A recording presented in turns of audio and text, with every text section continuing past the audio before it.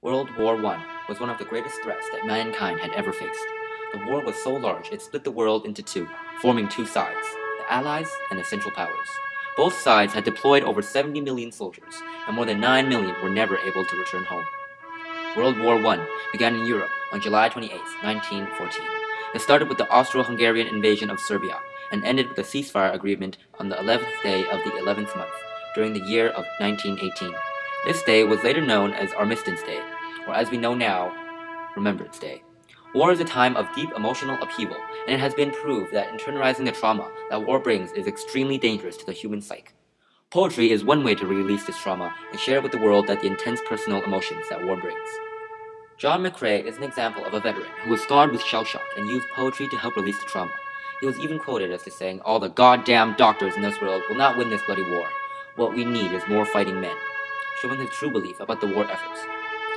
John McCrae was born in Guelph, Ontario on November 30th, 1872, and passed away from pneumonia and other extensive pneumonicus complications in France on January 28, 1918.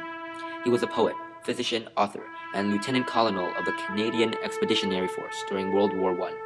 With that, he was appointed to field surgeon in the Canadian Artillery and operated a field hospital. To deal with the intense feelings John McCrae was left with, he had decided to write In Flanders Fields. He used the poem to display the feeling in the world in an almost silent cry that has echoed to even today's world. John McCrae needed to tell people that many people had sacrificed themselves, and that if we do not continue their fight, their sacrifices would be in vain. Which can be seen when he wrote, "If ye break faith with us who die, we shall not sleep, though poppies grow in Flanders fields." Herbert Hoover once said, "Older men declare war, but it is the youth who must fight and die." John McCrae exemplifies this quote because he was thrust into the battle to be a field doctor in Europe. He didn't choose to be a part of this horrific event, but he was appointed and was deployed. He died during the war because of disease.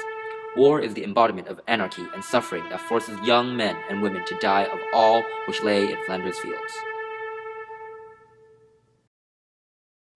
Can you hear Australia's heroes marching? Can you hear them as they march into eternity? There will